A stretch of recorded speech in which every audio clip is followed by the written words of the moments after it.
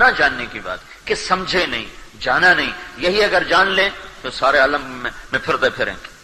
میں ابھی گیا ہوا تھا سندھ کے سفر میں، واپسی پر میں ملا معین اختر، وہ جو بڑا مشہور آدمی نہیں ہے اسٹیج اور ٹیلی ویژن وغیرہ کا، اس سے میری ملاقات ہوئی. تو وہ مجھے اپنی کارگزاری سنانے لگا. اب ماشاءاللہ 5 وقت نماز پڑھتا ہے اور تبلیغ میں تھوڑا تھوڑا وقت لگا رہا ہے. وہ مجھے اپنی کہانی خود سنانے لگا کہ میرے پاس تبلیغ والے آتے تھے تو میں ان کو نا قریب ہی نہیں لگنے دیتا تھا اور ان کو بھگا دیتا تھا.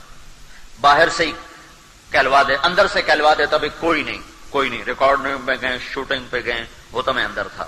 کہ ایک دفعہ ایسا ہوا کہ ادھر سے میری گاڑی آئی، ادھر سے ان کی گاڑی آئی، تو آمنا سامنا ہو گیا. تو مجھے اس وقت انکار کرنا مشکل ہو گیا. میں نے کہا جن کو ایسا سبق سکھاؤں گا پھر کبھی لوٹ کے میرے پاس نہیں آئیں گے. تو میں ان کو لے کر گیا اور کپڑے بدلے اور رات 10 بجے سے لے کر صبح 4 بجے تک میں مسلسل بولتا گیا اور وہ چپ بیٹھے سنتے رہے 6 گھنٹے.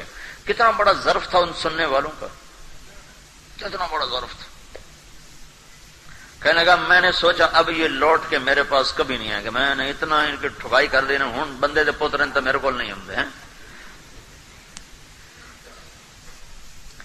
کہنے گئے میری عادت ہے کہ میں قرآن پڑھتا ہوں، 1 سطر پڑھوں، 2 سطر پڑھتا ہوں، 3. لیکن جب میں قرآن پڑھتا ہوں تو اس طرح پڑھتا ہوں کمرہ بند ہوتا ہے اور میرے کمرے میں کوئی داخل نہیں ہو سکتا، اور میں بالکل پوری تھما تن گوش ہو کر اور متوجہ ہو کر میں قرآن پڑھتا ہوں.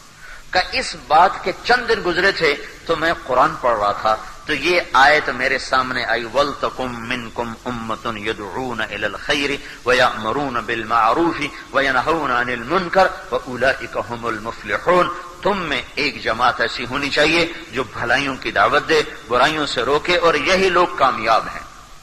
کہنے لگا جب میں نے یہ آیت پڑھی تو میری چیخ نکلی اور میں نے رونا شروع کیا، اور میں اتنا رویا کہ میں کانپ رہا تھا اور میری چیخیں نکل رہی تھیں اور میری ہچکیاں بند گئیں، اور مجھے لگتا تھا کہ میں دیوار میں ٹکر ماروں کہ میں نے کیا کیا، میں نے ان لوگوں کے ساتھ یہ کیا کیا، یہ تو قرآن کہہ رہا ہے کہ یہ کام تمہارا ہے.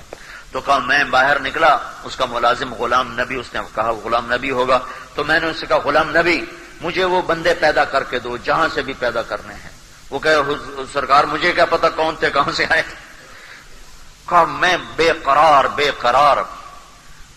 پھر یہ اللہ کا فضل ہے، تبلیغ والے چھوڑتے تو ہیں نہیں. کہ چند دن گزرے تو وہ خود ہی آ گئے. کہا جی یہاں سے گزر رہے تھے، ہم نے کہا آپ کو ملتے جائیں. میں نے کہا میں تو تمہارے انتظار میں تھا اور میری بھول تھی، مجھے تو پتہ ہی نہیں تھا کہ میرا اللہ مجھے کہہ رہا ہے کہ اللہ کا پیغام لوگوں تک پہنچاؤ، میں تمہارے ساتھ ہوں. بس اب مجھے صرف ایک بات سمجھا دیں اور میں پھر کھلے دل کے ساتھ ہوں. مجھے ایک کھٹک ہے جس کی وجہ سے میں وقت نہیں لگا تھا کہ ادھر میں سٹیج پہ کام کروں، ادھر میں تبلیغ کروں. کیا یہ منافقت نہیں؟ بس اس وجہ سے میں وقت پورا نہیں لگاتا ہوں. میں نے کہا نہیں یہ منافقت نہیں ہے. یہ ایمان کی کمزوری ہے، یہ منافقت نہیں ہے. اور گناہ کی وجہ سے نیکی کو چھوڑ دینا، اس کا نام تو حماقت ہے، نہ کہ منافقت. میرا کالج کا دوست تھا، مر گیا، اللہ اس کی بخشش کرے. بڑی غلط زندگی تھی اس کی، بہت غلط. تو اللہ نے میرا اس کا ٹاکرا کروایا، تو اللہ نے اس کا چلہ لگوایا. بڑی مالدار فیملی تھی، اکلوتا تھا. تو اس کی ہر شے چھوٹ گئی، صرف ایک شراب رہ گئی تھی، وہ بھی روزانہ نہیں، جب کبھی ملتی تو پھر چھوڑتا نہیں تھا. ویسے روز نہیں پیتا، باقی ہر گندگی سے وہ نکل گیا تھا. اور نماز اور تہجد اور چلہ اس کا ایک لگا تھا. داڑھی نہیں رکھی تھی. تو میں سے کہتا تھا بھائی اب شراب بھی چھوڑ دے. کہتا سن 2000 میں 4 مہینے لگاؤں گا، داڑھی رکھوں گا، حج کروں گا، شراب بھی چھوڑ دوں گا. تو خیر وہ تو الگ کہانی ہے.